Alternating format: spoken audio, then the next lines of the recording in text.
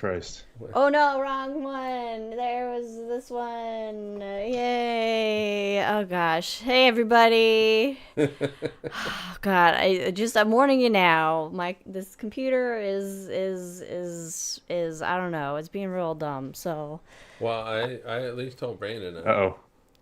I'm a little bit worried about Yeah, a little. You're cutting in and out a little bit, so Are we'll see we? how this Because on goes. ours it looks fine, but For a second you were, now you're okay. oh god. Oh boy. Oh jeez. Well, we'll see oh what boy. happens.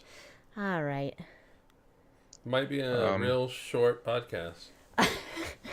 I know that we got some like encoding lags happening. I don't know why. We got good All right, well, let's wireless, not. but I don't know. There's really nothing we can do about I it. know there's nothing we can do about it. Ah, God. All right. All me a right, second. well, how's everybody doing? Hopefully everybody's Yeah, doing all right. I know. Just congratulations to Adam for winning his last round of his Street Fighter tournament that he is didn't. on Twitch. He did not only win it. He fucking destroyed it. he destroyed his opponent, destroyed her, them, him, whatever. Okay, you're back. All right. I don't know why our internet was just like fuck you to us. So we're waiting for the stream to come back on. There it is. Nope. Maybe. There it is. Okay. Maybe now Brandon's okay. All right. Ah, jeez. Okay. Yeah, we lost internet, and now I don't. we'll see how it goes. This will be an episode. This will be an episode for sure. This is just like every NASA. This doesn't make any sense. Our Wi-Fi's been fine all freaking morning. Sorry.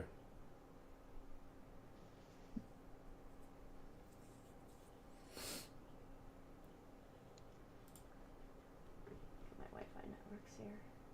Should be back. Where's Wi-Fi to move on? That one's not showing up. The chat is still moving forward. Yeah, the chat's good. Well, the chat can move forward without us streaming video, but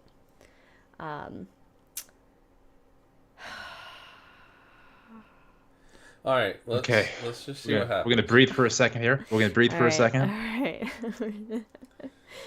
We have 100 pages of outline to we get through. got. Oh man, We have- this is a good show. we This have- is gonna be a good show. We have 2,200 words of outline to get through, and that's just the outline. That's not even diving into the bits and pieces of it. Yeah. All right, Brandon. Okay. I'm gonna give you a countdown. Ready? In I would love a countdown. Thank you. 5, 4. Good morning, or possibly good evening, or maybe good afternoon, depending when you're listening. Welcome to episode 114 of Cosmos with Cosmos. I am Brandon, I'm Liz. I'm Mike. and today we're talking about Voyager Part 2, Voyager 1. Yay! Yay! Woo! So if you missed our last episode before the High in the Sky, we of course talked about Voyager 2. We talked about the planet, what discoveries we made, the launches themselves. And this time we're going to dive a little bit into things like the Golden Record, some famous images, and kind of how it was created in the first place. Yeah. So with that, let's kind of get a little going here. So what are we drinking today? Liz, let's start with you. Oh, I am drinking the Golden Record. Right nice. here. Nice. You melted down the Golden Record. Yep. We melted it, smelted it. Melted. Okay. Smelted it down. Or AKA a traditional whiskey sour. Now, just a heads up, the Golden Record does have a bit of uranium on it. So Should be fun. Maybe I'll get superpowers. You're gonna glow. All right, Mike, what you got? All right, I'm gonna steal this from chat, and it's going to be a slight change for what's in chat, but it's going to be internet killed the podcast star. Hey, because of our Hey, internet nice. issues. Nice. Cheers to but- that. But this actually has kind of mellowed out. It was kind of a combination of a kind of a bluish color and a silverish color. But with time, it's now just all blue. But And what special ingredient does it have? Uranium. We'll get there. We'll get there. Actually, yeah, that could have Plutonium. It has gin. It has blackberry liqueur. It has what is it? Boysenberry syrup, lemon juice, and and editable glitter. Black glitter. Now, black glitter. Now you should have rimmed it with the glitter so that when you took a drink, you would just have glitter all over your mouth for the entire show and the rest of your life. But the little bottle, little thing that has the black glitter in it, it's got a plastic top, and it just like a little holes in it for you to sprinkle. Nice. And which is fine. I want to take that off, but I know it will explode if I do that. Oh, I see what you're saying. Yeah, you just sprinkle them in like a plate or something. Anyway, also just a side note, Federico joining us in chat on vacation in Slovenia. That's fun. Vacationing. What is a vacation? I don't know. Brandon, what are you drinking? I am drinking something I'm calling the Centaur Elite. Ah, okay, nice. Which is just Centauri whiskey. Because I was busy this morning working, because I'm not a slacker, and then writing a novel about Voyager 1. Yes, so yes. Nice. Stop working on Sundays. Hey, I was working in Mordor. That's where I was working. I did a little work in Elden Ring. I did a little Elden Ring work, is what I did. Yeah, so let's not... Hey. I almost beat Mesmer. Hey. Oh, God. Anyway. All right. Anyway. All right. Anyway, so let's keep going. So, of course, we got some social media out there. On Twitter, it will not be referred to the other thing.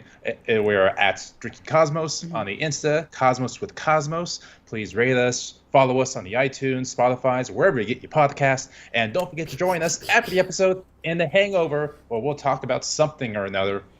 And it's not a high in the sky because I forgot about it. Because we forgot all about that.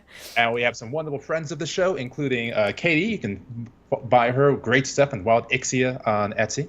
We, of course, have Ron, the MrRonProctorShow.com, who does our theme song to the intro to The Hangover. Yeah. And if you happen to be in the Council Bluffs area in Iowa, or maybe want to make a fantastic road trip to this place, check out RollingBluffsPlanetarium.com. Yeah. Not only do we a helicopter fly over. Check it out. They can't hear that. Well, no, but every time it just makes me nervous because of fires. Oh, it's like, what, are they looking for you? Yeah, you're on the run. They got a spotlight right there. Next thing you know, the police are going to show up. There's going to be stun grenades going in through the door. That's because we stole the golden record and smelted it down. Now NASA's out looking and you know what? We keep the show going when that's happening because the show must go on. Mm-hmm. Yeah, so you guys will see the cops just... It'll be fun. It'll be fun. OP Live right here. And speaking of shows, we of course have our main shows here, and then we also have The Shots, which are little bite-sized, typically astronomy-related episodes. And we have a new one debuting this Wednesday, right? Yeah, every other Wednesday. And when this goes up officially, then yes, there will be already an episode out. What's the topic on Wednesday? I don't know. You'll have to find out. I don't remember what the topics were that we did yesterday. Literally yesterday. I can't remember. And as we're about to dive into the episode itself, we have some drinking rules. Number 1, if a puppy barks, take yourself a drink. Number 2, if we make a Star Wars reference, take a drink. Or a Lord of the Rings reference, take a drink as well. Yes. All right. So with that, I'm going to do a little stretch. Stretch it? Yeah, get ready for this marathon of Voyager. But I am so excited. The Voyagers are my favorite. The outline? No, I have not looked at the outline at all. We're gonna dollop this. We'll see. It's not as bad as the Herschel episodes were. Obviously, we're not dressed up in old timey outfits, so there's that. No. Well, no, I just don't know what's coming. No, but I did choose a whiskey sour because this seems like, it's a guy drink. Feels like, a little bit of an old fashioned without being an old fashioned. Like, it's a classic bourbon whiskey type drink. Absolutely. And then my second drink will be a beer because, men of the 60s and 70s like to have a beer. True. Only those decades, not anymore. Only those decades. All right. All right, so we're going to go back now to my favorite spacecraft of all time, the Voyagers. And with Voyager 1, we're going to start with Ed Stone. Because we can't have 2 full episodes about Voyager's missions and not talk about Ed Stone. Rest in peace, Ed Stone. Check out, we had a High in the Sky, and we did an in memoriam for him. Mm-hmm. So in 1972, Ed Stone was selected as a Project Science mission. A project scientist going on a great start for the Voyager missions. So this meant he was effectively in charge of the programs. He had the final say, went to him as far as what the missions are going to do. And when to make this observation rather than that one, you're effectively deciding that that group of scientists gets to make a discovery and this group doesn't. Oh, wow. So he's in charge of who gets to make what discovery, basically. That's crazy power. Yeah, and the tricky thing is you have that amount of power over people's careers, but he was still extremely well liked by both scientists and engineers. Oh, good. That's hard to do. Yeah. And he was asked how he managed to keep everything together, especially during like incredibly tense planetary flybys with issues popping up. Scientists want to do this, scientists want to look at that, engineers say no. And he said, I don't know. It was just such a great thing. There was so much hard work. There were discoveries every day. It was just incredible and wonderful. So I guess when you come into the mission with that mindset, the scientists and engineers, you're all speaking the same language. So you all want the same thing to happen. Yeah. Plus, oh God, what an exciting time. I mean, you're really on the forefront of a new frontier, really. Yeah. And so because he was so popular amongst the entire staff, he became the de facto spokesperson for the program. To the point where, at least for me, Ed Stone, his voice became the human face of the Voyagers. Like that's how entwined he was. And he was also the director of JPL for 10 years. Oh, so yeah, he's got a lot going on. Inconsequential note. Yeah, so for 40 years, he was the only project scientist for Voyager until he retired in 2022. The only one for 40 years? Yeah. Jeez. So he was director of JPL and project scientist at the same time. At the same time, How do people have time for this shit? Jesus. I don't know. They're much better at time management than I am. Obviously, he doesn't spend time in the lands between. So no, that's true. That's on him, though. So maybe our quality of life is better. I don't know. Just saying. No, that sounds like a wonderful life. Because, as Liz mentioned, sadly, he did pass away June this year. So first of all, here's to you, Ed Stone. Cheers. One more. Cheers. One more, yeah. Boldly going. All right. So the development of the spacecraft itself. So we covered a lot of this in the first episode. Oh, quick question in chat. Who did he pass that to once he retired? You didn't look it up? You didn't prepare for this I saw that question, and I was hoping we were going to breeze through that because I did not look that up. Chat brings the tough questions, man. But there is a great documentary on Amazon. I'll have to remember what it's called. We're updated in The Hangover.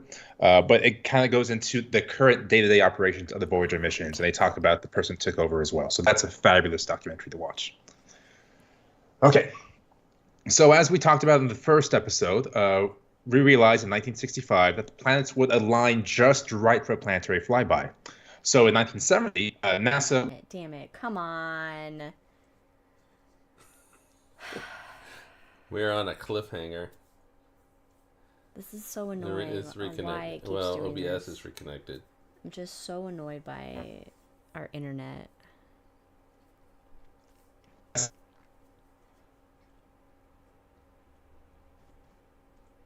guess we gotta move.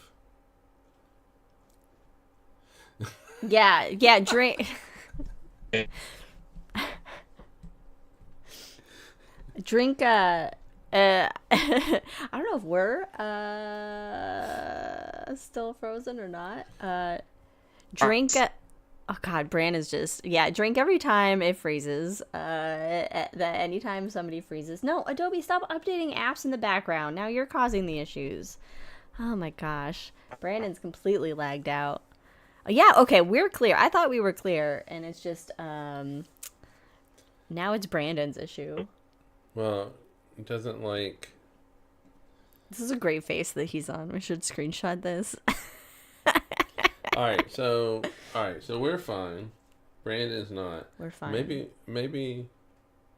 we take over the, No, we can't hear you over Skype. You're completely frozen.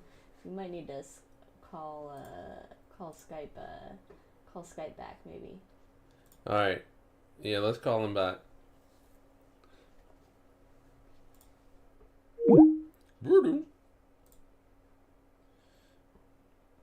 Okay, hold on. Let me mute. Oh, everybody listen to the Skype ringtone. I was going to try to mute it beforehand. Oh, there he's back. Am I back? You're back. You're back. You're back. You're We back. were gonna take over. I know, so I could still hear and see you guys just fine on Skype. That's weird because you were completely frozen on Skype in a great face. I saw my face. Yes, Oh, I okay. commented on it. All right. right. The last thing you said was Nixon. The last thing that we heard. Yeah, that we heard was Nixon. So Did you Nixon do that to the first secure time the too? program. Nixon secured the program. Okay.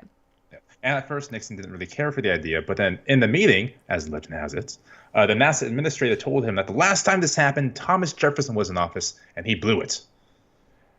Don't Nixon fuck loved- it up like TJ then. Nixon loved that response. He said, let's send 2. All right, so Nixon did one thing right. I can do a whole episode on Nixon. Okay, but anyway. we'll not. We're not on the podcast for that. But 2 exploration crafts was kind of common, going back to the actual Magellan circumnavigation, to the Pioneer missions in space, and the Mariner missions. So it wasn't uncommon to send 2 yet. Yeah. So that's kind of the standard. So that said, by late 1971, the Grand Tour program was approaching $1 billion, which was a little over budget. Oh. A little bit. Shocking. When have they not been over budget in any mission? And that'd be the equivalent of $6 billion today, which is still less than the James Webb. Anyway, the NASA administrator then, James Fletcher, decided to terminate the program altogether. Because when one science mission is ballooning in budget, that has to cut from the other missions. And when you're developing the space shuttle, every single dollar is needed. So they just said, you know what, we're not doing this Grand Tour, we'll nix it. Boo. So in January of 1972, the cancellation was made public. No more Grand Tour. But obviously it's not the end. We have a whole podcast on it. Yeah. Because 10 days later, JPL proposed a different path. Instead of all of the outer planets, instead of the Grand Tour, the mission would only explore Jupiter and Saturn.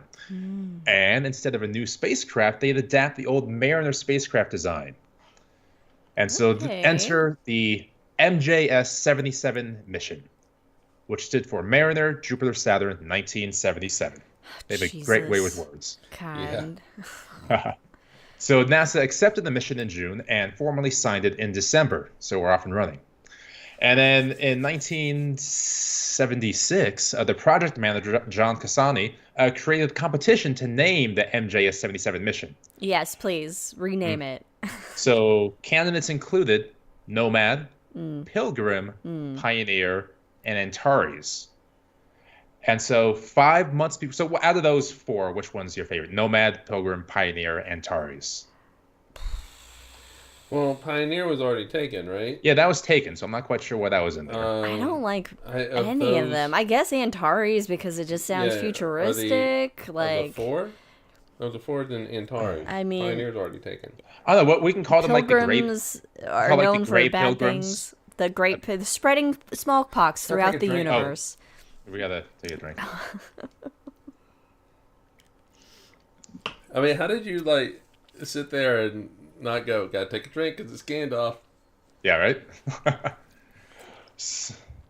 Anyway, so 5 months before launch, we're gonna skip right over that. 5 months before launch, the spacecrafts were named Voyagers. Hooray for everybody. Choosing none of the names. Well, Voyager was in there. I just wanted to do the reveal. Voyager was eventually chosen. Okay. And the technical names were VGR-77-2 and VGR-77-3. Voyager. Throwing those vages out into space. What? Vages out into space. Well, space badgers. A Star Trek reference. Oh, we don't take drink for Star Trek. We don't take drink for Star Trek. Now, you may be wondering to yourself, wait, Brandon, Voyager 77-2 and Voyager 77-3? What about Voyager 77-1? Yeah, numbers. That's a good question. So that was a proof of concept model. So they made it that would never fly, but if something broke on the other 2 while, making them, you would just take those parts and stick them in 2 or 3. Oh, okay. So technically, Voyager 1. So that means technically Voyager 1 is actually Voyager 2, and Voyager 2 is technically Voyager 3. Let's not even. Okay, it's like the whole fucking Star Wars series. We're gonna have Voyager Part 3, Voyager 0. It is like Star Wars, isn't it? It's just all out of order. So ultimately, more than 10,000 trajectories were considered, exactly where they want to be placed in orbit or on the orbit to pass by this planet, this moon, and they ultimately boiled down to just the 2 that they would ultimately take. And keep in mind, when they were launching, they were still just going to fly by Jupiter and Saturn. But in JPL's back pocket, they had some plans of, if we get the budget for it and we do it just right, we can still maybe see Uranus. So we'll maybe we'll do that just in case. I like it. They always got shit in their back pocket. Mm-hmm. And so because they're scientists and they know shit, and politicians are dumb. Yes. Yes. Yeah. Oh. So finally, on August 20th, 1977, Voyager 2 was first launched, and then Voyager 1 launched a month later, September 5th, that later on overtook it in its orbit, in its path, rather. So for some perspective, we talked about the engineer in 1965 in the last episode that realized the planets were aligned. Well, the time between that realization and this launch was the same amount of time between this launch and Voyager reaching Neptune. Oh. Okay. So there was a lot of cancellations, a lot of development to get to that point. God, space takes a long time. This is big. Now, really quick, both Voyagers use a deep space network to communicate home. Hey, check out a shot on the Deep Space Network. Has that been out yet? No. You just revealed it. It's coming out. Damn it. Get excited for it. So in a very quick nutshell, the DSN is 3 communication centers, one in Spain, one in Australia, and one in California, that all have the ability to talk to spacecraft anywhere in the solar system. Yes, go check out the shot when that is released. But only one of them is talking to Voyager. Voyager 2. Voyager 2. Voyager 1, because of the inclination. Anyway, different story. We'll get there later. So the launch itself had one little issue. 43 minutes after launch, the Centaur rocket repositioned itself for another burn, which lasts 339 seconds. But the Centaur had developed a leak, and the Voyager was in extreme danger of missing a trajectory and burning back into the atmosphere. Oh, no. Of course. Now, again, obviously, the rocket successfully burned despite the leak. That's the name of the drink. But because of the leak, it only had 3.4 seconds of fuel remaining. That was how close Voyager 1 was to burning back into the atmosphere. Oh my God. Well, it's like... it's like our podcast stream this episode. Like Neil Armstrong being so close to running out of fuel landing the lander. On the moon. Yeah. God. Jesus. And so many just on the edge failures with space exploration. I'm surprised anything has worked. Yeah, and to push it even further into that territory, had this same thing occurred in Voyager 2, its trajectory was different, it would have failed. Oh, God. Wow. And so as Bruce Murray puts it, we talked about him in the last episode, he says, quote, "If they had swapped the Titan booster rockets, there would have been no Voyager to Neptune. Flip the coin. We were lucky." And that's important. Oh my God. Can you imagine? Because Voyager 2 is the only spacecraft to go by Uranus and Neptune. Yeah. Period, folks. Nobody else since. Yeah. Nothing else since. So had they just happened to flip boosters, that's that. Oh my God. Now, so that's the launch. We talked about the flip of a coin. Flip of a coin. It's all chance. Until chance came. It's near the new bearer. Sorry, I'm gonna drink that. What was that?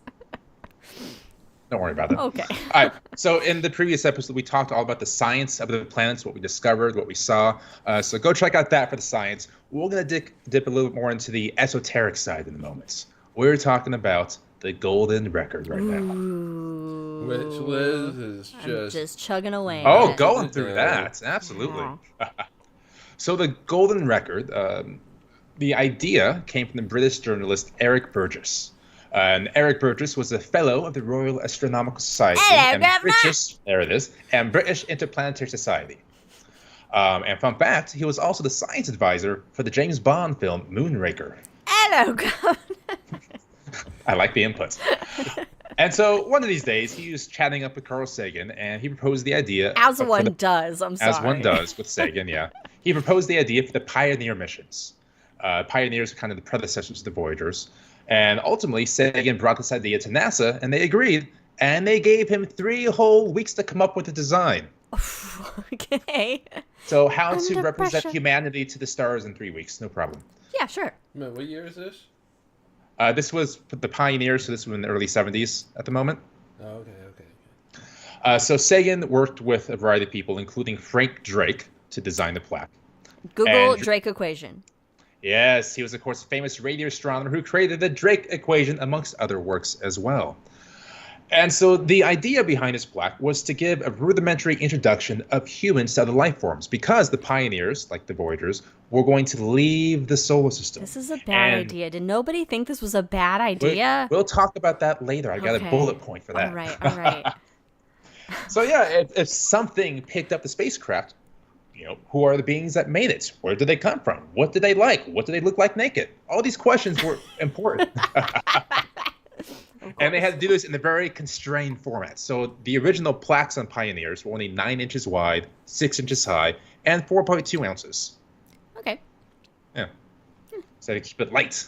Yeah, because more weight equals more fuel that needs to be spent. Equals more money, equals more budget, equals more chance of cancellation. Yeah.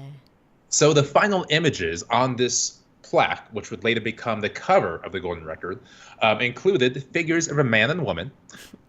They were naked. Which caused a stir, if I may say so, amongst us decent citizens. How dare they? Yes. And then one draft of this... They forgot all the body hair, though. It's true. Well, it depends. Yeah. One draft had them holding hands. Oh. But then it was thought that it may be confusing to other beings, because we're holding hands, we may be one giant being. Yes. Not just two you know what? That's good thinking, because they're not going to know. That it's not connected. Yeah. Yeah. Another thing included was the pulsar map. Love this part. And this was designed by Frank Drake as well. And so you can either Google it or listen to me as I delicately describe exactly what it looks like. So it shows 15 lines sprouting from a single point, the radiant points. The longest line, which represents the distance between the center of the Milky Way and the Earth. Okay. Mm-hmm. And the other 14 lines are pulsars. Mm-hmm. What are pulsars? So imagine taking the sun and squeezing it down to a spot roughly the size of Amsterdam. Okay. That is a pulsar. And these pulsars are emitting 2 beams of light at the tops and bottoms. And those... They're like the lighthouses of stars. Spin. Like your real fast lighthouse was the next line. Well done. So the other 14 lines represent the pulsars, and the lines themselves are notched. I wonder if you have a diagram of that anywhere that you can show the camera. You know what? I don't think I do. I'll have to think about that later. So they're notched, and those represent the periods of the pulsars, how fast they're spinning. And there's a small legend that is a hydrogen atom in its 2 lower states, and that is given a legend for time. I know, we'll get into the weeds here for a second. I'm just like, totally intelligent beings are totally gonna understand this. Well, and there's a reason that you can figure out the hydrogen atom there, because it provides a fundamental clock, and so each spinning represents 0.7 nanoseconds, or 1420 megahertz, basically. Or if you're an alien, Gerblots. Gerblots, yes, 0.7 Gerblots. While doing base 10 here, and base 10 is explained. What if they do base 3? And that's fine. I don't know what it'd be. But the alien scientists, they're going to understand. They're going to figure it out. They're smart enough, yeah. All right. So we're going to come back to that number in a moment. Okay. There's also a map of the solar system, including the path of the spacecraft and the silhouette of the spacecraft that's right behind the humans. So it kind of gives us perspective on how tall we are. Mm-hmm. And also, and the map of the solar system also is like, hey, we're right here, guys. Yeah. We live right here if you want to come. Rock from the sun. If you want to come hang out. Come at me, bro. Because Carl Sagan said, what Theoden said at Helm's Deep, let them come. Yeah. I have to admit, I can't. I can't. Just take a drink here, buddy. Our box is broken. I can't manually put the drink thing on. So the Golden Record was a little different. They had a little more room to work with and a little more time to add thought to it. So John Lumberg, the Golden Record design director, said, quote, "We had 6 weeks to do it." That's... When I talk about the record, I think that always draws the biggest gasp. They had to figure out a way to explain the world to aliens. To encompass all of Earth into just this record. In 6 weeks. In 6 weeks. And so in addition to the Pioneer images sketched onto the surface, the Golden Record also had an image of the record itself with a stylus in the starting position, and the stylus was included. Now, for you kids at home, the stylus is that needle that goes onto the record, so that when the record spins, record player. you can notice. That's what the stylus was. They should have included a record player. They got portable ones nowadays. They literally did. Oh, they did? They put the record player? Yeah. They included... Okay, all right. Oh, God, have we made a movie about this and how it could go wrong? There's a so it's a great movie. Okay. We can talk about Contact later on. Okay. So right above this record is the binary number, and it's all in binary, 0, 1, 0, 1, all that kind of stuff. But it comes out to 5,113,380,864. God, that was the population? That's population. Jesus. What? Was that no, that wasn't. That was not the population. Oh, okay. Because if we use that and convert it to the hydrogen atom flip of 0.7 nanoseconds, that 5 billion number translates to 3.6 seconds, which is how often that disk spins. Oh, okay. 3.6 seconds. I assumed they were doing. Here's the population of the planet Earth. I mean, about that time, that was pretty seems close like to that the would be population. So that's fair. And the second number was underneath that record. Another binary number that was very big. That equals 54 minutes, which was the duration of the disc. So how often that disc should spin and how long that disc plays for. 54 minutes. They couldn't make it even 60? Well, I guess it's still an even number, 54. Oh, okay, it's true. Yeah. Meanwhile, some alien has found Voyager already, taken the little record off, and is using it as like a thread. And as Steve Martin said on Saturday Night Live, send more Chuck Berry. Because that's a good question. What is on the record in the first place? Yes, what is on the record? Well, as Robert Brown said, who was a musician involved in the creation of the record, he said, quote, "If we don't send things we passionately care for, why send them at all?" So it was a balancing act of things that the people making the records are passionate about, things they think humanity is passionate about, and trying to get everyone else involved here. So, of course, we have the typical Bach, Mozart, Beethoven involved there. God, no Pantera, I'm guessing. No Pantera. No, were they around yet? A little bit before Pantera. They're not. They're not. No Snoop Dogg either. No, but they could have gotten the infancy of punk. 1977. Yeah, I could have done that. But we have Bulgarian singers on there, Azerbaijan folk music, a 3,000-year-old Chinese song called Flowing Waters. And even the Beatles were contacted because they wanted Here Comes the Sun on the album.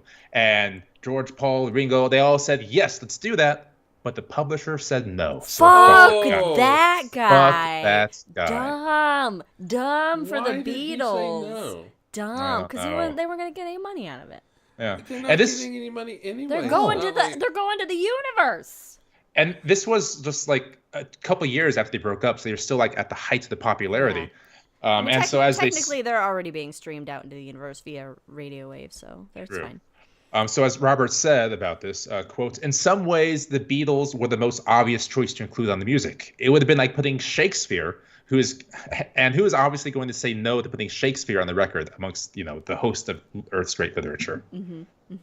And so that's when Timothy Ferris, the producer of the record, said, "Chuck Berry?" Everyone's like, "Sure." All right. Why not? So in addition to all these songs and musics throughout the world and throughout time, we have human voices on there as well, giving greetings. Yes.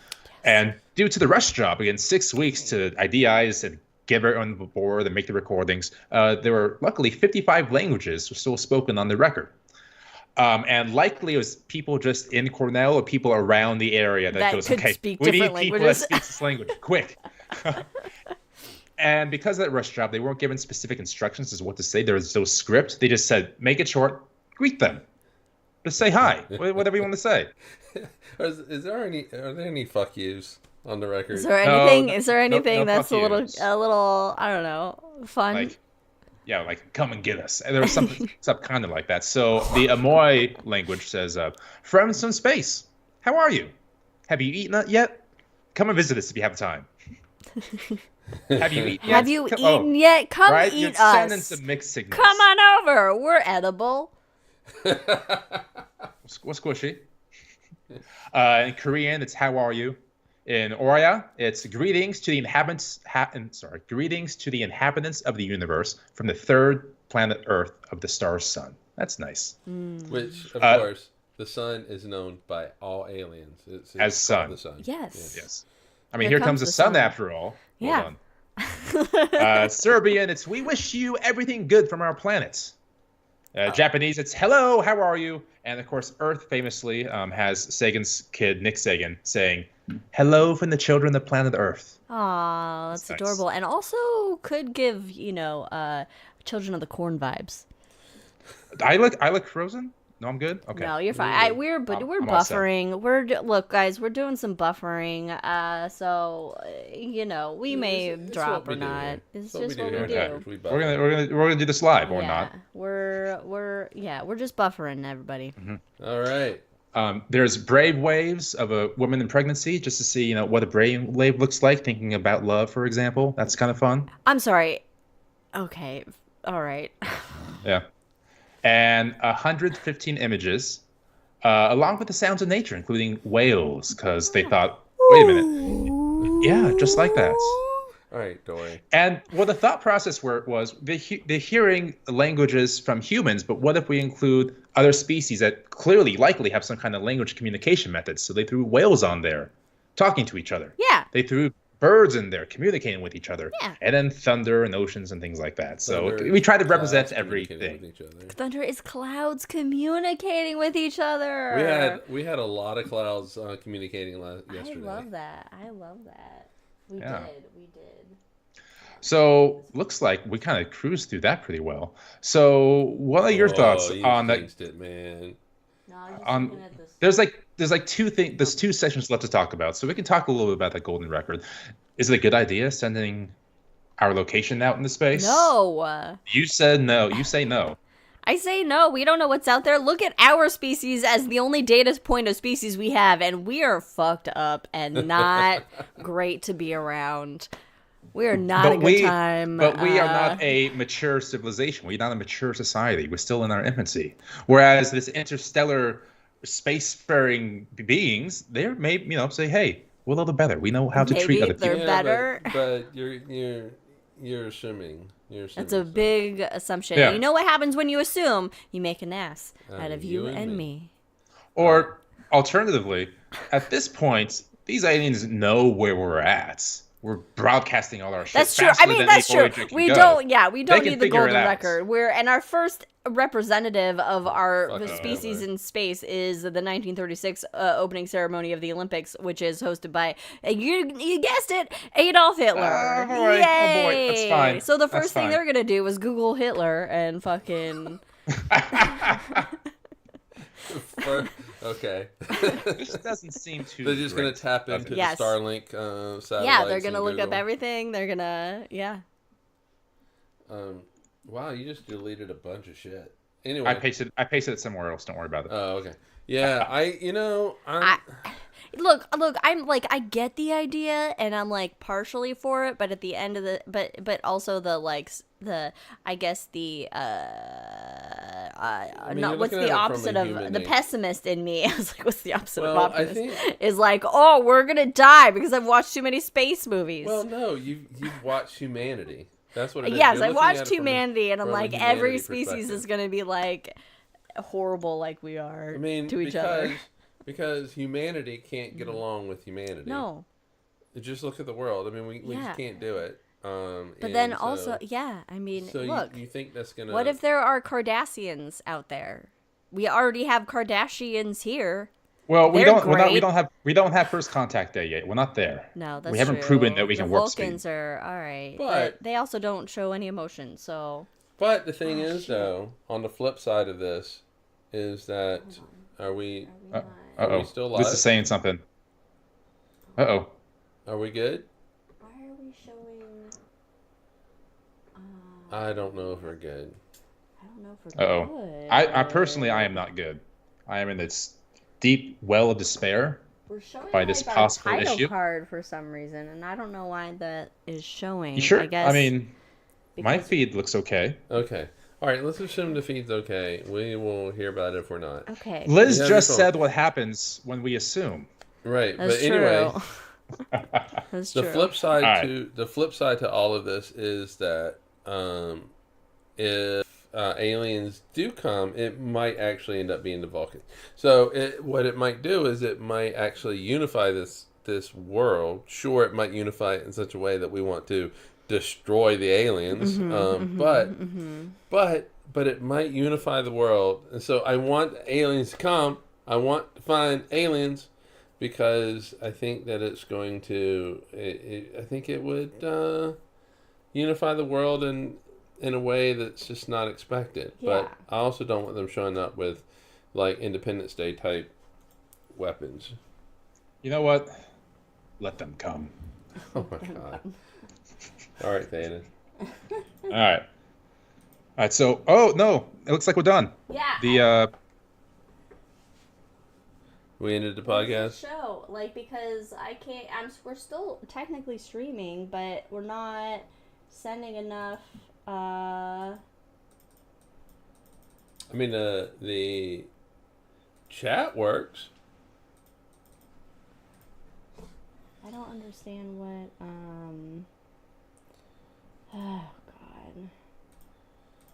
Hold on. I don't know how to work this enough to.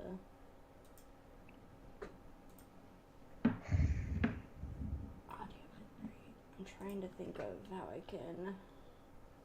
I don't know why we're like our internet is not. But our internet is okay because we're able to talk to Brandon. You guys should move to a location that's better than that. Like I have Google Fiber in Salt Lake. That might be a good idea. We are not moving. We're absolutely not moving back to Salt Lake City. If I move again, it will either be to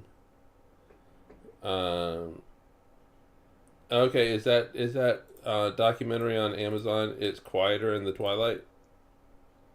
Possibly. I sent it to you guys in the chat a while ago. The farthest Voyager in space.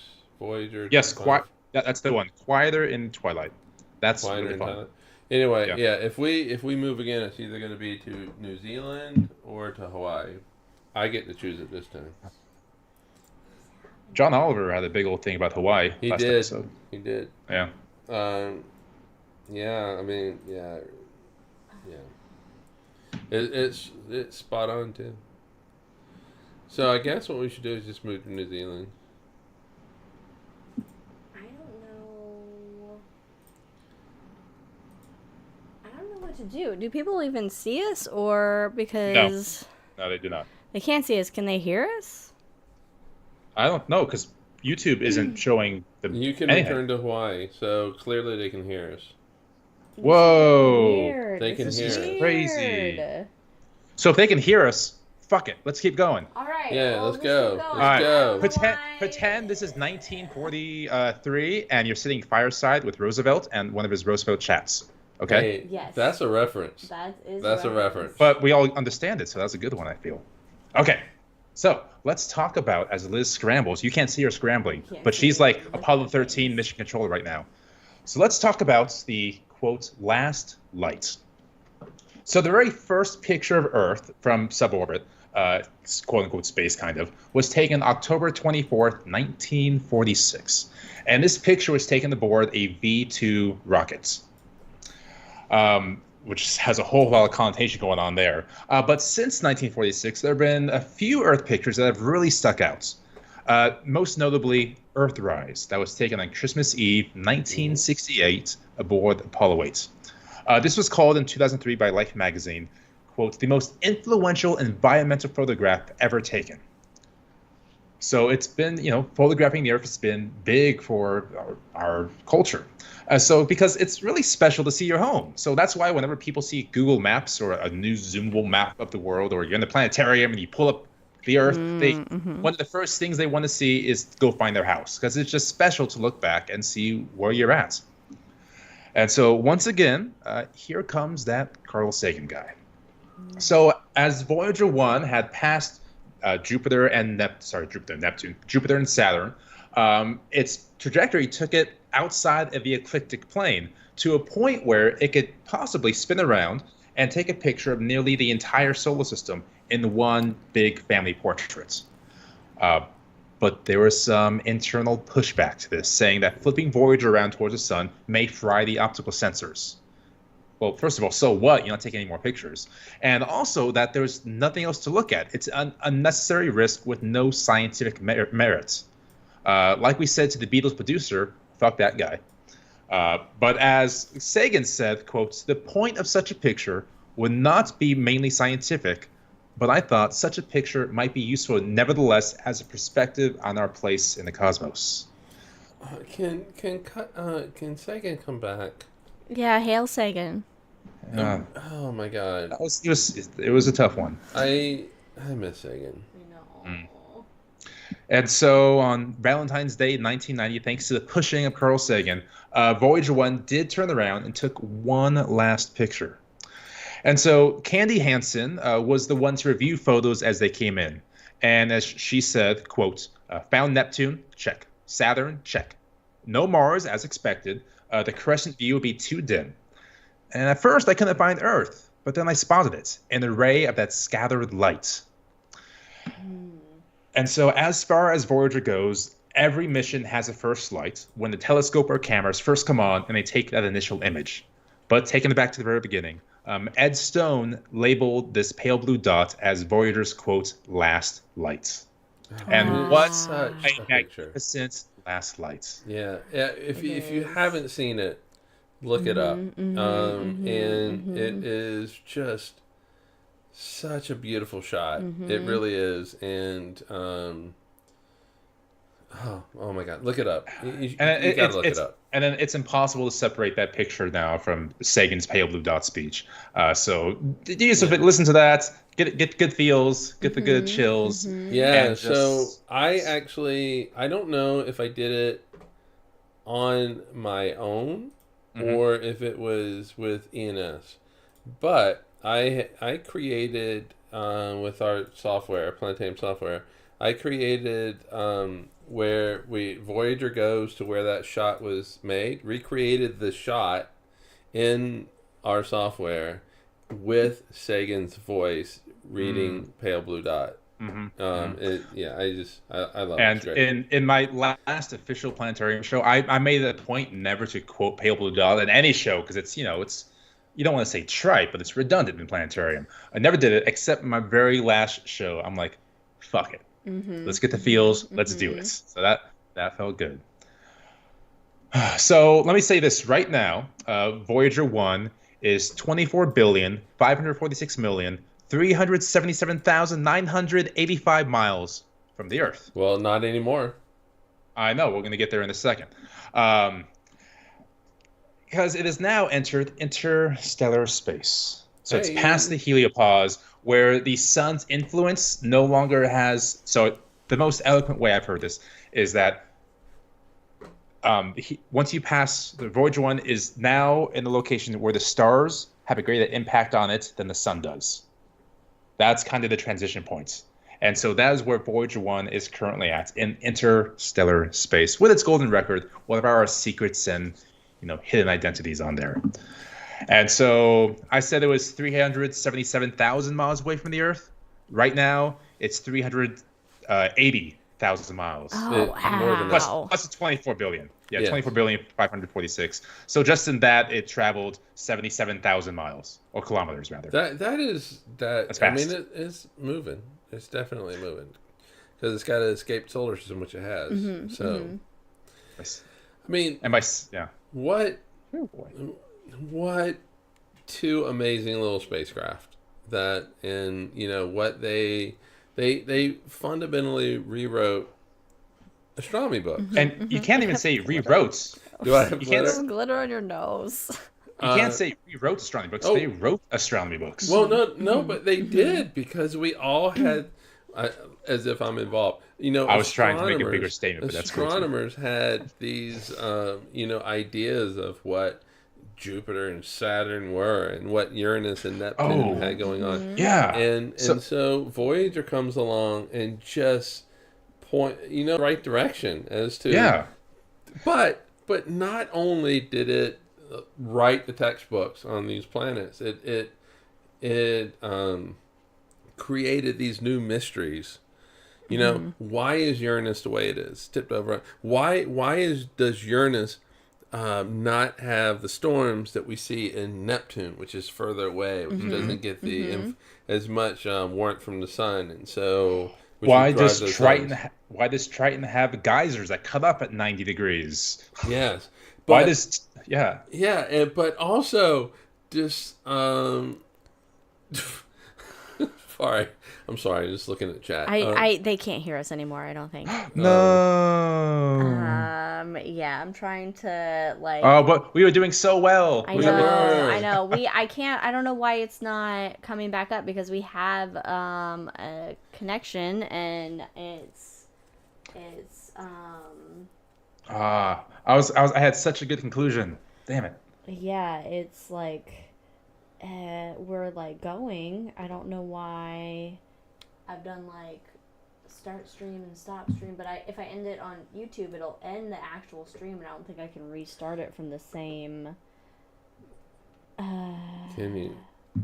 Oh, Katie says it's fine for her. Okay. Okay. All right. So let's just continue then. Right. All right. So but it also discovered this amazing volcanism going on in Io.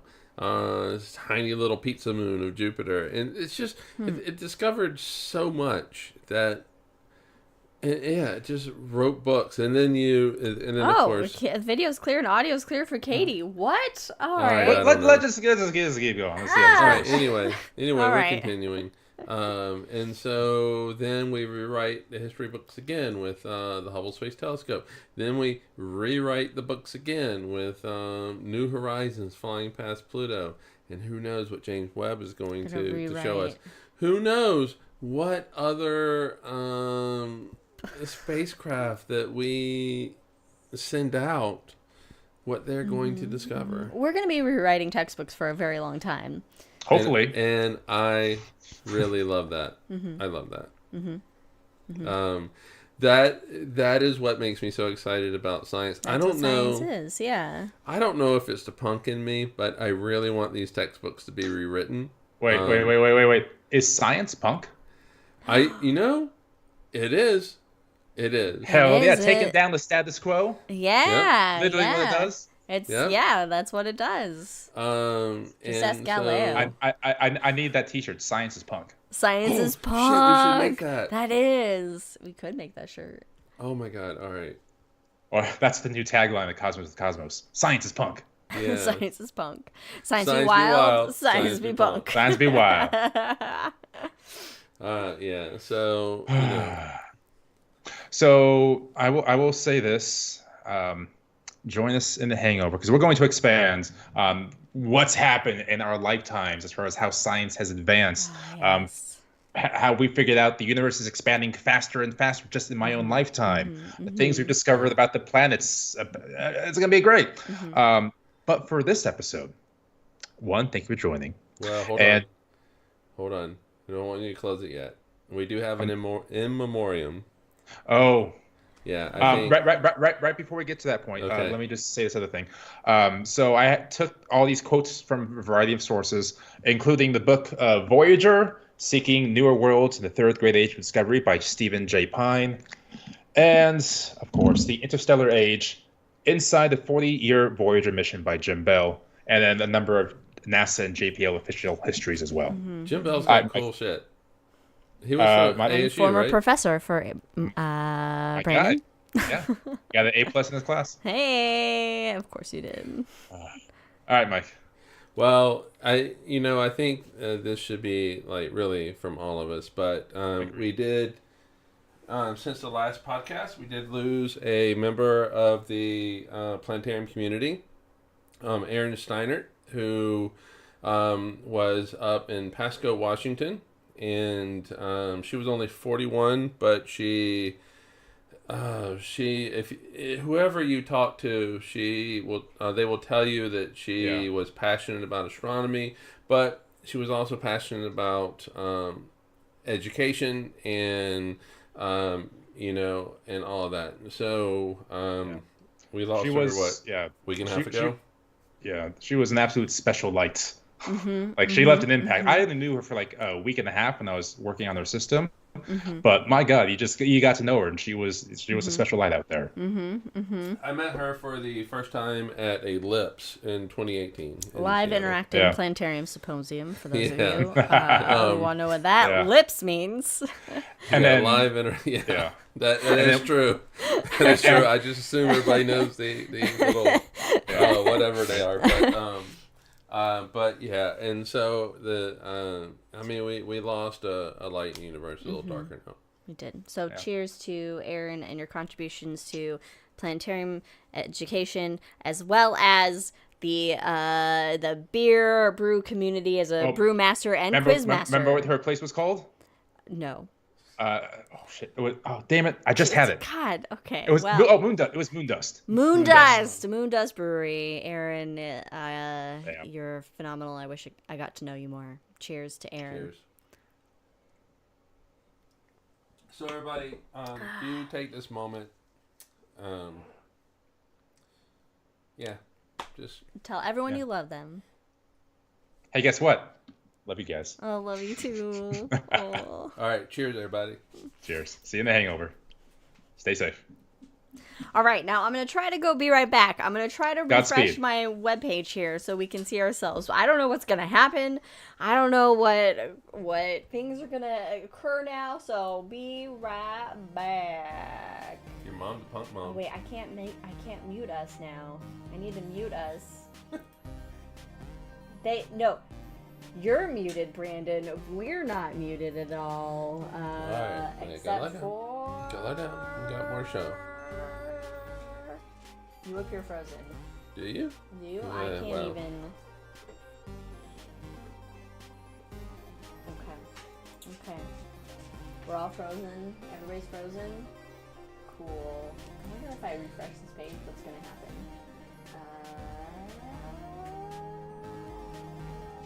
Did you end it? Oh, no, it's going to reconnect to our streaming software. Okay. It shows up, be right back. Yay. Okay, I just have to mute our mic, which I can do manually on the mic. Brandon can't hear us if we're not muted on here, so... no, because it...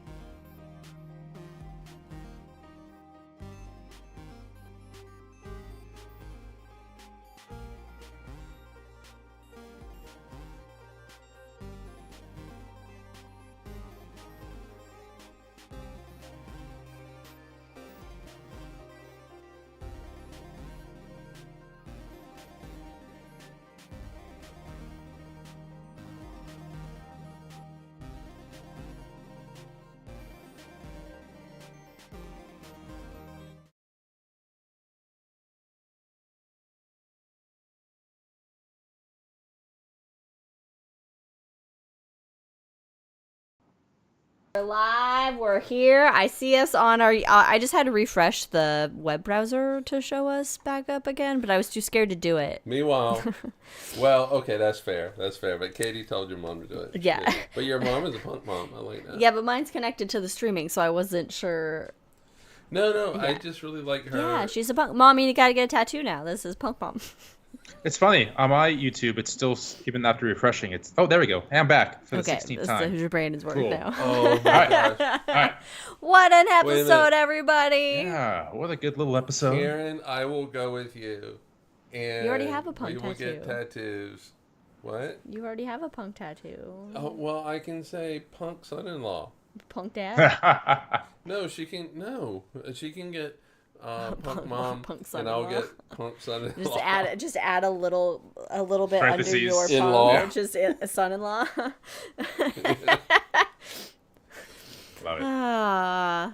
Well, welcome back to the Hangover. This is, of course, is the special features of Cosmos with Cosmos, where after the main episode, when we are good and toasty, as the kids say. I got my space beer ready to go. Just kidding. I don't think the newer generations enjoy alcohol as much as the older generations do. So I don't think kids say get toasty anymore. Do they not need it anymore? No, they don't drink as much. Yeah, they don't they have a healthier mindset and what goes in their bodies, I think. It's all that therapy they're doing. Oh, let me tell you about kids and their therapies. The geriatric millennials, though, they drink. Fuck you.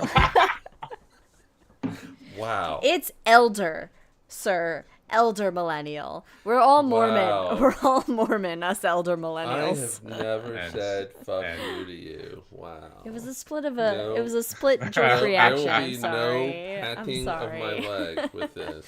Look, you took a jab. I jabbed right back. All right. Oh, but my jab was not anything like a fuck you. It kind of was though. Age comes for us all. I did know I would get a reaction. You know what we say to that? Let them come. Let them. There you go. Let them. Are my creams working? I don't know. So we have a great hangover in store for you guys. We were talking about this and I just realized you changed your shirt from Quark's Bar.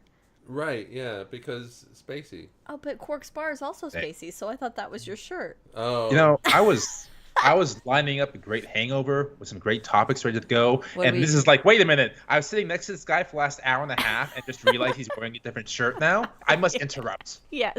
So you'll have to excuse me. Welcome to the hangover. I've been wearing this shirt now for like 2 hours. When she got out of the shower is when I put the shirt on. So. Well, lots of things were happening. Yeah.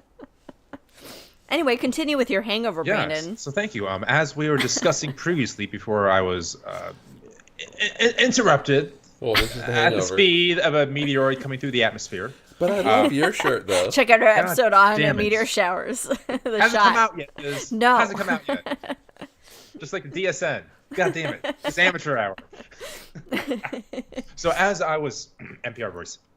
As I was saying, we have a number of exciting topics today for the hangover with you, of which we were talking about previously. Yes, Brandon, tell us about the exciting topics that we have for the hangover. It's like this is my NPR voice. Parks and Rec, the radio guy. Oh, but the belligerent one? No, but maybe he was belligerent. Yeah. I don't know, but it was, all right. Anyway. Okay. Well, as we were discussing, the first bullet point was Mike George explaining the bullet points in detail. So, Mr. George, please take it away. What? Bullet points? Do you not recall? We have not had that much Centaur leak yet. So I should still hope that you remember what we were discussing literally 5 minutes ago. So please take it away, bullet points? Mr. George. Yeah. Look, well thought out bullet points. I was concerned with the stream. I wasn't listening to anything you guys were saying. We essentially had Woodrow Wilson's 14 points of victory, but in 14 points of victory for the podcast. And by the way, that is the second World War reference I've made in the last hour. You have. Actually, I talked about the V2, so that's technically third. Oh, you did talk about V2. Yeah. I didn't think we'd ever reference, Fireside Chats or Wilson's 14 points at all in any of our podcasts, and we have referenced both of them. Okay, well, the video went out, so immediately I go to radio, and immediately I think of Roosevelt's Fireside Chats. Unless we're going to talk about the mid-2000s Prairie Home Companion from NPR. We do have a question in chat. Elizabeth asked, "What is the Centaur Lake?" No, what is in a Centaur? Oh, what is in a Centaur Lake? I think it's just—is it Japanese whiskey? Technically, it's hydrazine, but in this case, it is just Centauri whiskey. Yes. Centauri whiskey. Bud Light. Oh, does Brandon look like a Bud Light person? Oh, of course he does. I would never. Brandon looks like. If I saw Brandon drinking a Bud Light, I'd be like, something's wrong. This is a mirror universe. Male in my 30s. Brandon looks like. Brandon looks like a Mormon fraternity member. He just looks Mormon. I don't see fraternity because of the glasses. The glasses. He does not look like bro. He doesn't look like a bro. Bruh. Are we in bra? Bruh. Well, there are like science fraternities. I don't know. I did go to real college, but I wasn't involved in it. Wait. You didn't go to real. We went to the same fucking college. What are you talking about? I did go to real college, but I didn't go to real college. I didn't go to please explain yourself. I only did 2 years at ASU because I did community college beforehand. I didn't involve myself in the college life. All right. So for the audience participation points here, not even participation, for your own enjoyments. There was one time I was walking with a colleague down the hallways of the vaunted Arizona State University campus, and the person I'm with, our colleague, goes, "Oh, hey, there's Liz. We should go say hi." And I go, "No, we fucking shouldn't. That's awkward as shit. Let's not go say hi to Liz." And we just knew her tangentially, vaguely. We worked with her kind of at this point. And suddenly, the colleague, Brooke, she just runs over, "Hey, Liz." And why? And Liz goes, "Hi?" Like, she knew who we were, but it was awkward because we never communicated. And it was just the worst. This was at the West Campus. Was it in the convenience store thing they had on feels campus? Like it was a weird convenience store, yeah. Who was it? It was Brooke. If you remember her. I can picture her. Curly hair? Yeah, curly hair. She later became part of my science writing staff in the newspaper. Was this before you tried out for the... Yes, it was before. Yes. It was like I had a vague... She was real bubbly. Yes. Okay. Oh my God, so bubbly. Yes.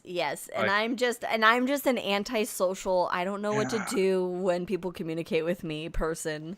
So I'm like... It's like, no, let's not go say hi. And she goes, "No, we're doing it. Let's go say hi." Like a fucking puppy dog. Yeah. I'm like, oh, no, this is awkward. It was great. Bye.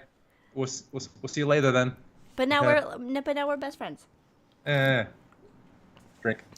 You're best friends with Brooke?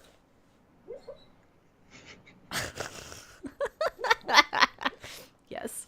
Oh, Elizabeth says she loves West. They didn't have anything but the upperclassmen for years, but best library. West Campus was great for me because I did not like a bustling college campus like the main campus of ASU.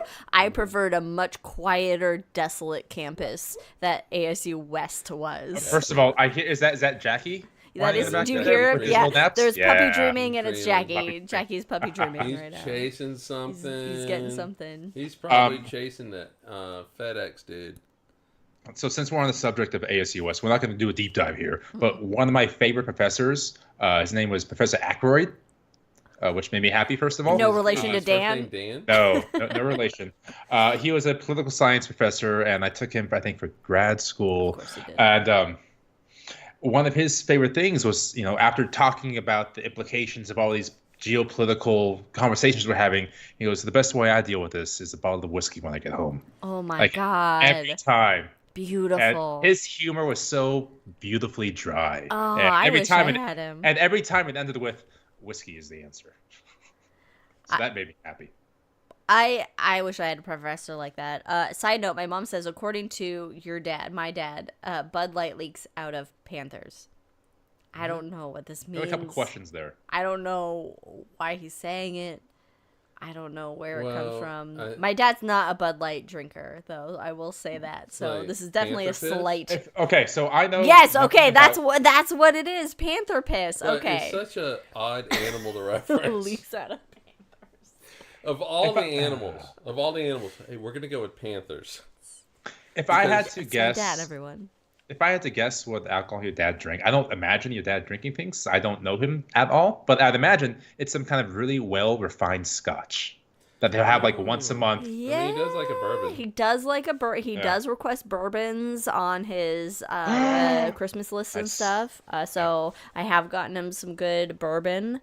He does not like IPAs. Fuck IPAs. No one likes IPAs. No, but he does like a good beer, not like your traditional beer. He is a dark beer drinker. He has gotten me into the stouts and everything. Yes, so he has a good palate for drinks. I would say. So, environmental science professor always talked about drinking scotch to get through the crippling depression of climate change data. Yeah. We have the same professor. I completely understand that because I wrote a little program that would download climate temperature data. Oh God, why would you do that to yourself? Why would you ever? Because when Jesus. I originally saw the data, it was kind of in the round. And so I was like, it's perfect for a planetarium dome. But then... Yeah, they used it in Ice Worlds. I'm Emily Watson. That's an insider planetarium joke for everybody who's seen Ice Worlds. You literally... All right, so the data is from 1940 to right now. And it's the temperature, the average temperature of the entire world every single day. Yeah. Between Make January 1st and make a good hockey stick? Well, if you were to break it out, it would be a hockey stick. But you literally can see like 1940 to 1990, really small, compact mundane, and then really just low, explosion. but then it just explodes up. Hey, 1800s just hit. And oh my God, and like you'll see a headline that says like 2024 hottest year on record. You can see that in the data. It makes you so sad. Every year is the hottest year on record. But you can see it, and it's so... I know. It's so sad. This is why... Don't look at data. This is why people avoid looking at data. So we're going to get us happy again. Let's get us happy, Brandon! All right. Mike, I got some work for you, but you can figure this out real quick. You can do it. All right, so every single second, the Voyager is traveling 10.56 miles per second. Oh my 10.56 miles per second. Okay. You know the next question. You know what that is. How many Skittles? How many Skittles per second? How many Skittles per second? Voyager one right. How many Skittles per second is Voyager? It's 10.56 kilometers? I take that back. It's actually 10.61. Kilometers per second. Miles. Oh, okay. Technically, it's 10.613. Now, 88888888889. All I'm picturing is Voyager as it's traveling is just pooping out Skittles. All right, so taste the universal rainbow, motherfuckers. Ooh, taste the galactic rainbow. The galactic rainbow. If only there was some kind of giant roller coaster that changed color that we could ride on. If only there was. That's another planetary deep cut. It is 3.4 million Skittles per second. 3.4 million Skittles per second? Hell yeah. Who makes Skittles? You have your work cut out for you. That is one magic diarrhea. God, if only. If poops were rainbows, that would be great. Oh, and the other question, which would be a more difficult question to ask, is how much energy would be required to make that many Skittles per second? Oh. That's a lot. I don't know how you do that. Well, I don't know. I don't know math. I would just do E equals MC squared. God damn it. I mean, that's just how I would do it. But it's a shit ton of energy. You know? Literally. But I don't know. I don't know how much they weigh. I do, but I would have to look in like my little thing. Your folder of Skittle information. I think one Skittle weighs about roughly the equivalent of the average of one Skittle. It weighs one delicious unit. One cavity unit. One cavity unit. I go to the Duns on Monday, so according to the Googs. According to the Googs, the Googs, is that what they call it now? Yeah. Googs. That's what I like to call it. I do like to call it the Googliana. If Federico were here, that's a deep cut for Phoenix. 200 million Skittles are produced every day. 200 million Skittles. Yep. That's not even enough to fill the sun. You're right, Liz. It's not enough to fill the sun. Wow, okay. Yeah. That's a lot, but also at the same time, I'm like, God, there's so many bags of Skittles out on the shelves. But then that's not just those have been made for. But that's so many fucking. So that is roughly 2,300 Skittles per second that get made. 2,300 Skittles per second? Yeah. God. So I want to be at the end of that conveyor belt, just like, Just wouldn't that be great to go on a Skittles facility tour and they let you just like, here, how many can you catch in your mouth? Oh, I know, right? All right, 3 points. I like Brandon's view right now. It's just his eyes, and he's. I wasn't. Like a... I was on the. I don't know what these emojis mean, Elizabeth. I don't know We're emojis. back. You got a hand with a time and then a emoji flipping us off. I don't know. SP. Katie says. You guys hear me? Yes, I can hear you now. Okay. I'm talking over you. To make the number of Skittles that Voyager needs every second, 24 seconds. 24 seconds? It needs 24 seconds of what? Oh, no, that's not right. All right, 34. Skittles per second. SPS. Skittles per second. Divided by 23. Oh, okay. It's an alien doing the Skittles calculation. Thank you for the clarification on emojis. I'm sorry. It's 24 minutes. 24 minutes to make. And how many? You said 200 million Skittles a day? Yeah, 200 million Skittles per day. So that means every human being on Earth can have 39.5 Skittles every single day. Where are these Skittles going? Do you eat 40 Skittles a day? No, they just Where are these shells. Skittles going? Jesus Christ. It's a lot of Skittles. Who's buying all the Skittles? We watched the show last night and found out that like ex-addicts love candy. So I guess this was not a documentary. This was not a legitimate. We watched Abigail. By the way, I recommend Abigail, the movie. It is camp cheese, but also well done horror. A lot of good. What's the word I'm looking for with the effects? Real effects. Practical effects. Recommend. A Cosmos recommend. Okay. Fall Guy was fun too. Fall Guy was fun. But Abigail was great. Abigail had a couple of scenes where like, oh shit! It was good stuff. My new preferred method, my new preferred trope of vampires in sunlight is immediate explosion. Oh, it was just. But fuck even like sparkling, immediate explosion in sunlight is what I like. Also stick. Yes, impalement. Immediate explosions of vampires is what I so prefer good. now. It was so good. Anyway, we went from Skittles to vampire exploding. Welcome to the Hangover, folks. Whoever that little girl is, yes, had to love making that movie. Mm-hmm. I would have. Mm-hmm. No. Mm-hmm. Elizabeth in chat says Abigail was better than Fall Guy. Fall Guy was more special effects and pretty people. Well, yes, what is but it was fun. What is your favorite vampire movie? Oh, and not What We Do in the Shadows. Twilight. It's got to be Twilight. I will divorce you for that statement. Vampires don't fucking sparkle, and I will not tolerate it. You said "fuck you" to me. That's just married life. What is? Wait a minute. What? I said that's just married life. Favorite vampire movie? That's a tough one. I really enjoyed Let the Right One In. That was a solid vampire flick. I haven't seen that one. Oh, there's a Swedish version and an English version. Well, my favorite vampire movie is going to be the OG Buffy the Vampire Slayer. Oh, okay. Is going to be my absolute fair, 100% favorite vampire movie.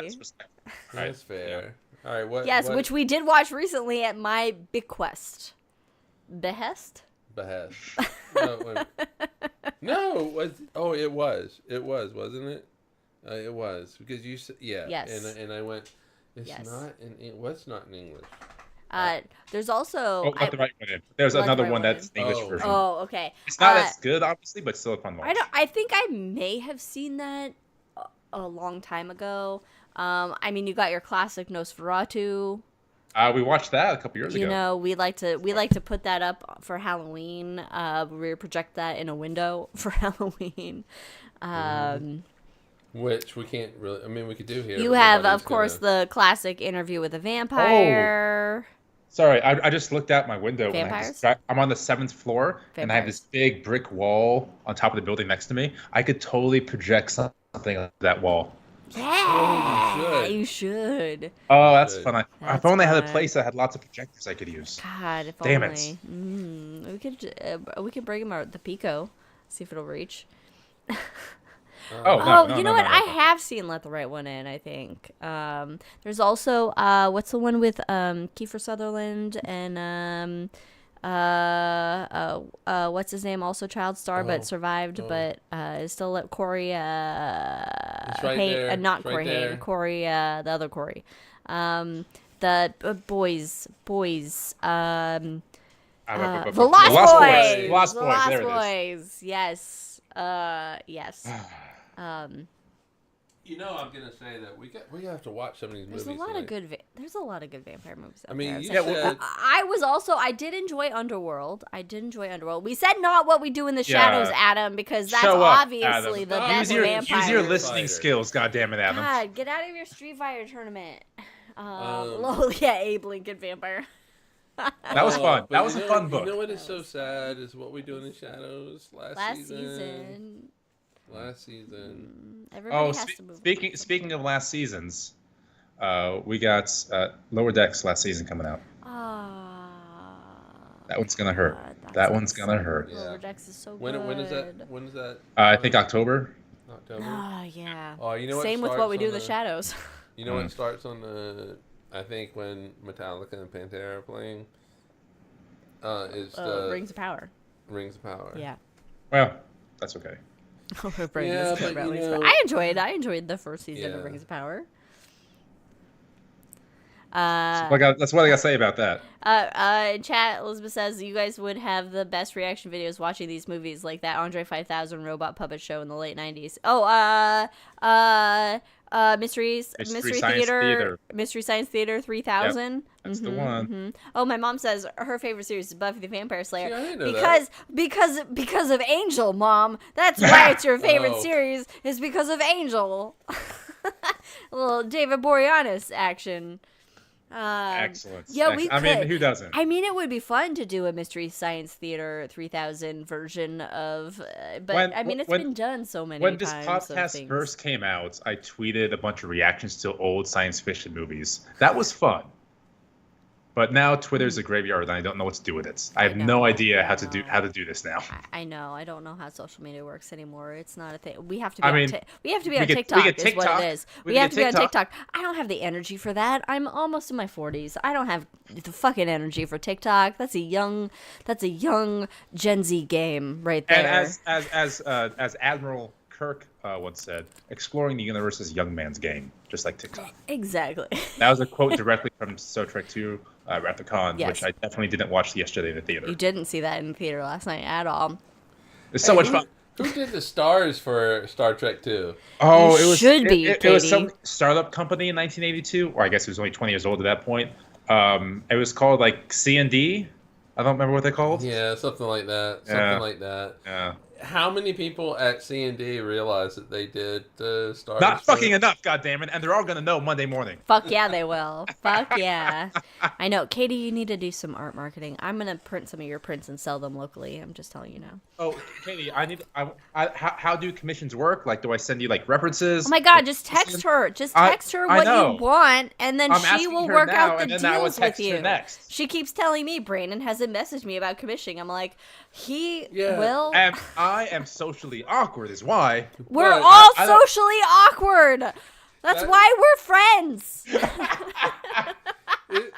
It's also why we do the podcast. We don't have to really interact with people. We don't. Oh, Werewolf in London. That's not a vampire movie, though. No, that's a werewolf movie. But anyway, Brandon, there's very few werewolf movies. You messaged Katie. Well, that's okay. That's a compliment. It's a bit of a stretch of the truth, but I'll take that. Yeah, you and Katie can do it yourselves. Basically, Liz said, "Leave me out." Now I'm going to go through Liz specifically. Oh, we got some sort of yellow bar there. We're gonna buffer again or whatever our stream is. Anyway, it's just a hangover. This. You can't talk vampires without werewolves. Well, they don't talk to each other. They just fight. I mean, you know, what is your favorite mythological creature? What? What's your favorite mythological creature? Your favorite fictional beasts? Wizards. Oh, fictional in general, or just horror? We horror go like related? we go like eldritch horror. We can go vampire, werewolves, leprechauns. Oh god. Okay. I mean, I guess like It's deeper than there. I don't know, dragons. Oh, Dragons are good. Those good. Dragons I are guess my cool. favorite horror one though would be zombies.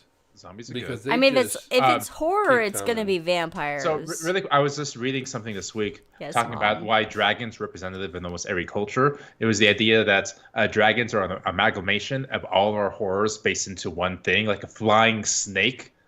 That breathes fire. That's like the worst of everything. It So of is. course, It every is culture is true. going to have a dragon reference. Yes. And then you but- get your bones you dig up. You get Cyclops because the eyes look similar. But I feel like you can somehow maybe get away from dragons if you're lucky. I don't think you can get away from zombies. Well, it depends if they're fast or slow zombies. And don't really think it quick, I want to matters. point out that in the chat, does Elizabeth matter. says, is yours a drunken centaur? So I will then ask, what do you do with a drunken centaur? What do you do with a drunken centaur? What do you do with a drunken centaur? Over the rainbow road. I mean, that's a fun mythological character. Drunken centaur. The centaurs. Interesting. It's I don't know. I if it's horror, it's gonna be vampire because it's. I feel I gotta go with Cthulhu if we're going horror. All right. The I'm a Cthulhu fan Cthulhu, myself. Cthulhu, Lovecraftian Cthulhu. ethos in there. Mythos rather. I mean, not I ethos, do it's like a different. mummy because I want to be mummified and hopefully come back to life, but also just be a thing for archaeologists to discover. But at this point, it's moot because we have so much digital imprint of our lives I guess we can doesn't call you matter. Imhotep. Or Nux in the Moon, whichever you prefer. Yeah, but the thing with zombies though, all they have to do is scratch you. Well, it depends on the. Sometimes they have to bite you. Maybe we'll go with the. Maybe we go with the New Orleans identification of zombies. Oh, yeah. There was a whole thing to unpack there. Okay. Right, with voodoo. Yeah. Flying spaghetti monster. I met the flying spaghetti monster when I was in DC a number of years ago. There was an atheist rally I didn't know about. I was just walking around, and a dude in a giant spaghetti monster costume was there, so I took a picture with him. That's awesome. Yeah. I assume he was nice. You know what? I think we should go to some sort of religious thing as a spaghetti monster. That's a spaghetti monster. All right, so we were at Eugene Pride last week, and we were leaving, and then the fuckers showed up. Oh yeah, we were going to our car, and in the parking lot where we parked our car, there were guys bringing out signs that were like, Yeah.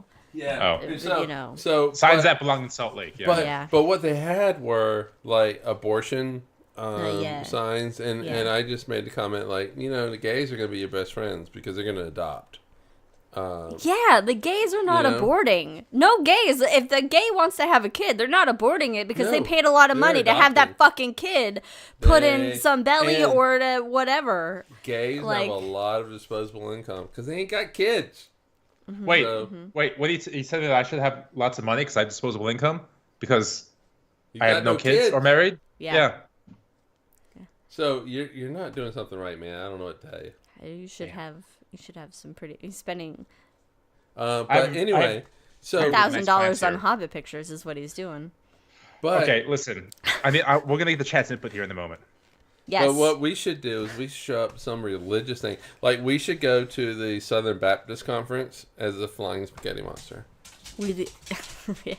I'm sure that, or we can show up to, what's that thing in Kentucky that has the Ark and the chicken? Oh my god! Oh, the Creation Museum.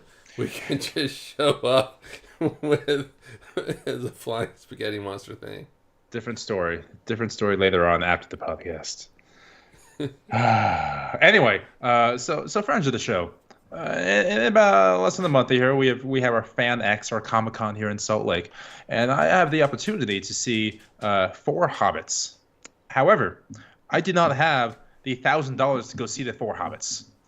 I mean, I do, but I don't want to spend the $1,000 to go see. Is it worth it? Yes. Yes.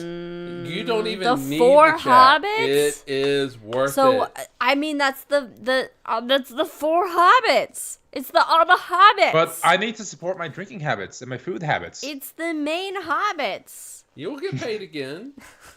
You don't know for sure. It's like when a dog gets food. This may be the last time they get food. How often do the hobbits come? You know, as soon as you said when a dog gets food, who showed up? It was Look, Leia. if we were there, we'd do a group photo. We'd split it with you 100%. But we're not there. We can't. Okay. Go to New Zealand. All right, yeah, it's true. Spend $1,000 go to New Zealand. I brought that up. But the hobbits aren't going to be there. It's just going to be landscape scenes. But we can go to the Shire. We can go to the Shire. That's true. Leia would not be able to handle that. What I need to do is have more of this Japanese whiskey, and then just buy tickets when I can't remember what I did tomorrow. I think that's exactly what you need to do. Oh, your mom's favorite author is Anne Rice? Yes, Oh, really? Your favorite author is Anne Rice? I thought it was what's his face? Grisham?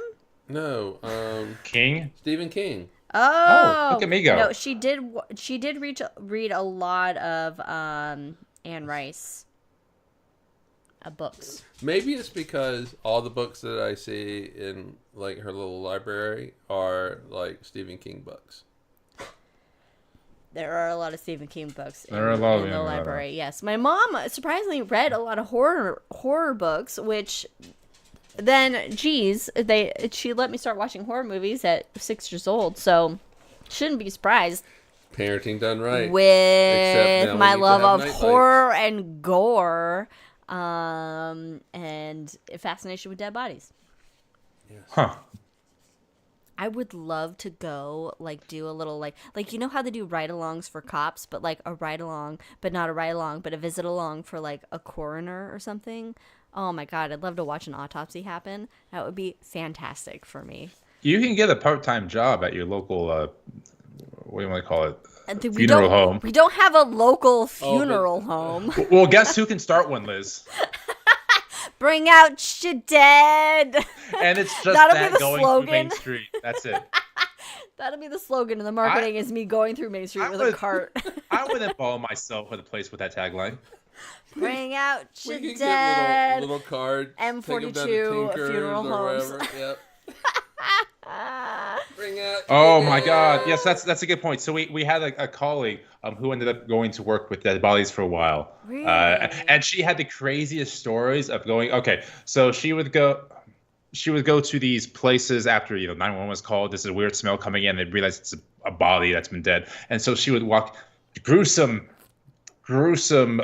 descriptions coming up here in the moment for anyone out there that wants to mute it for a second. All right, trigger warning for yes, if that's a thing still. So she would come into and immediately the smell hits, and either they stick things up the nostrils to avoid it, or you're so used to it that it's fine, it seeks into your clothes.